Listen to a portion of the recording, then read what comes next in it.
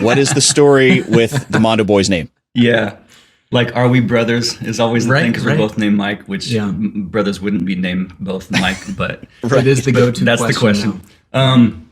Yeah, Mondo Boys. Well, actually, we've been making music forever, but Mondo Boys comes from, we were doing mixtapes together, just like throwing together almost like a DJ with other friends of ours too, but we were putting out these like mixtapes through Aquarium Drunkard, and that name for those mixtapes came from Alan Watts, who's like an academic dude from the 60s, kind of bringing Eastern thought over to the West. He's from England. And Mondo, according to him, Mondo is the Japanese word for question and answer. And so, and we're boys, but like, and actually that carried well through score stuff because question answer is not a bad way to approach a lot of different creative, situations and stuff. And, but honestly, it just kind of stuck because we ended up getting hired just through those mixtapes to do more music for different stuff. And even though we've done other entities with different names, back in those days, it just stuck because we got hired to be Mondo Boys. And your real names are Mike Shanslin. Am I saying that correct? You got it correct. And Mike Griffin. Yeah. So you could have been Mike and Mike. Yes, we could have been Mike and Mike. We tend to stick to Mike S and Mike G because it's easy. Yeah, that's true. And if we were smarter, we would just be like Michael Julian Griffin, right? Yeah. And Michael David Chanslin, to get our Oscars. But right. Now we're just lowbrow. So I want to talk about a little bit about how you guys first encountered each other, but maybe before that, to give a sense of kind of your operating relationship. A lot of composer duos will find they start to kind of mesh together, and one side will pick up certain types of things that they're really good at or specialize in. And so you can kind of balance the workload that way. What do you guys see as kind of that relationship between, the skill sets that you each individually have? Yeah, I mean, I think over the years we've been playing music together since we've been 15. Yeah. So wow. Over the years, we've kind of filled in the gaps of our strengths and weaknesses. So any cue that we do, we tend to pass back and forth or talk to each other about.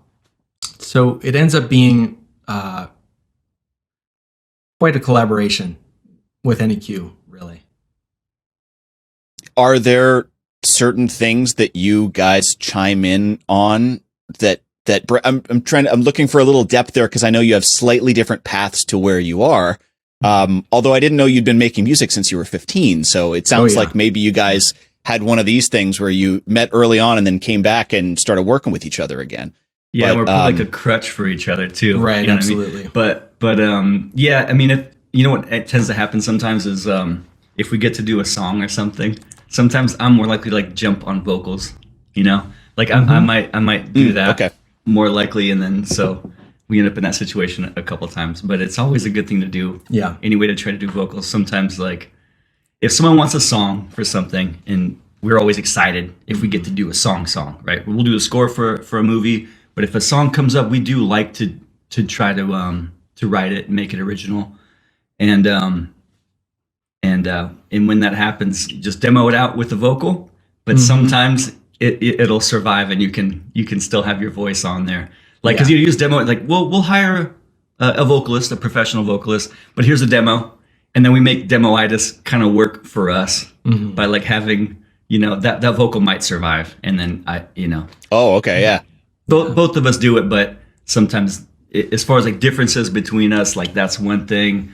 We do have some different skill sets. Yeah, I feel like I tend to be drawn toward like the production side of music, where I'm really focusing in on the details of the sounds and stuff. And Mike has this Mike G, I should say. More the sloppy side of music. No, the like just the big picture, like themes and stuff that's like you can step back and really see it from afar. So I don't know. I feel like we make a good team in that sense. So then take me back. You guys look like you're pretty young. How old are you? When did you meet? Give me that kind of backstory about how this all came together. Yeah. Now we're both 39. Yeah. I just caught up. Yeah, so we're 39, been doing it, been making music since we were 15. And, we weren't big band guys. We were like, there's been bands here and there, but we never knew what we were making music for, in a way, to be honest. Like, 15 years old, movies seem like a little bit out of reach, and doing score just seems like, you got your John Williams, and like, it's just a little bit beyond arm's reach, usually when you're younger. So we would just make music and kind of tell these stories. We would do like kind of like weird monologues and stuff with music in the background, and looking back, it all makes total sense. That we were interested in score, but we were kind of like lowbrow and just didn't really think that we could do it. So it was songwriting, it was really songwriting for a long time. What was the form that was? You're talking about when you're teenagers, basically. Yeah, when we were teenagers. On. I mean, it was. We would burn little CDs. Right. Yeah, we would have CDs full of just random instrumental music and songs, all kind of cut together. And you'd record it all. You would assemble it all. Yeah, so this was like back in the early days of like home PC recording. Sure. So it was... So this was like 98, 99? Yeah, 98, 99. And we were probably using just, a direct microphone into the computer. It's kind of embarrassing to even think about now, but it's...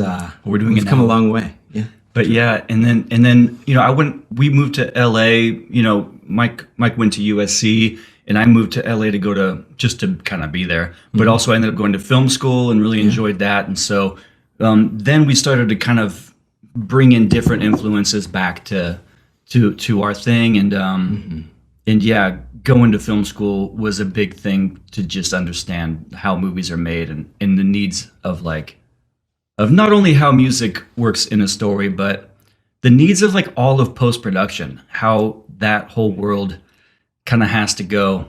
And like, yeah, we still love to learn, like, to this day, about just how movies are made and how. Oh yeah, totally. Every project we're on, we learn something different. It's always so fun to get in, especially at the script level, where we're like, we see the whole process of it being made. Right. There's so much to learn from that.